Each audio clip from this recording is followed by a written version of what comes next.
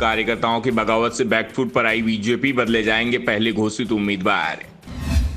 आधा दर्जन उम्मीदवारों को बदलने की शुरू हुई चर्चा, साफ पहुंच रहे हैं भोपाल।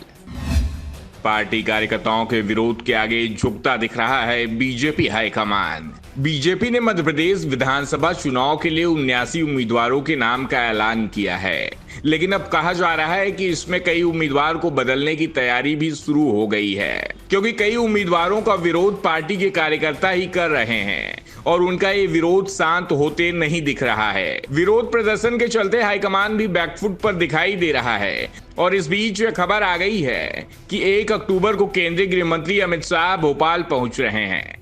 भोपाल में शाह पार्टी के दिग्गज नेताओं के साथ बैठक करेंगे और इस बैठक में मुख्य रूप से कार्यकर्ताओं की बगावत को लेकर मंथन किया जाएगा।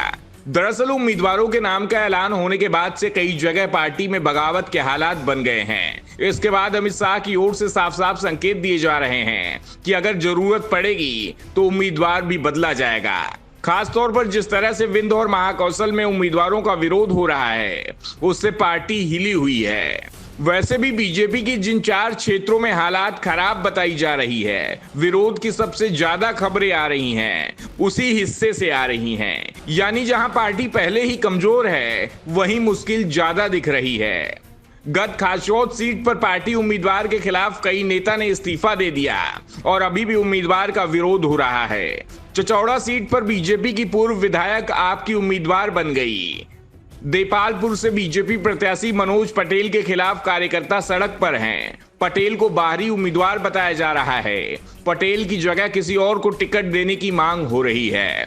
दावा किया जा रहा है कि पटेल को नहीं हटाया गया तो बीजेपी नहीं बच पाएगी।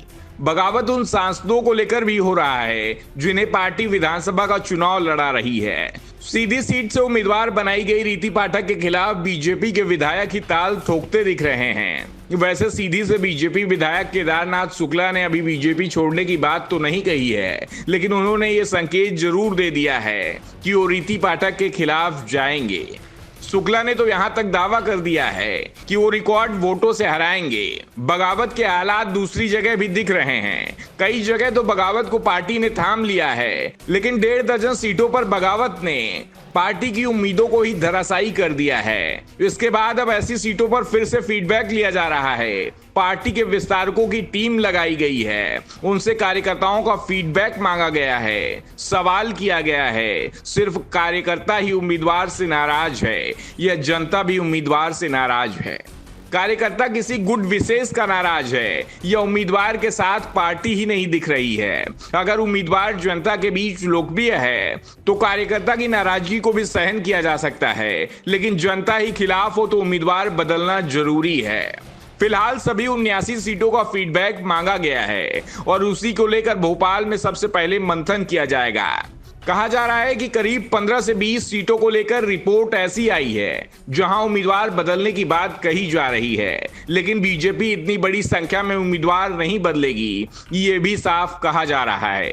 लेकिन 5-6 उम्मीदवार बदले जा सकते हैं, इसे लेकर जरूर बात हो सकती है और कहा जा रहा है कुछ उम्मीदवार बदलने का मन अब साफ ही बना रहे हैं, खासतौर पर जिन्हें लेकर जमीन पर रिपोर्ट निगेटिव आ रही है। दरअसल मध्य प्रदेश में विधानसभा चुनाव की कमान शाह ने ही संभाल रखी है।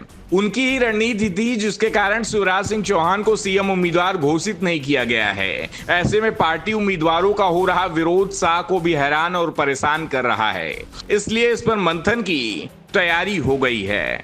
Bureau report, the Dhakar news.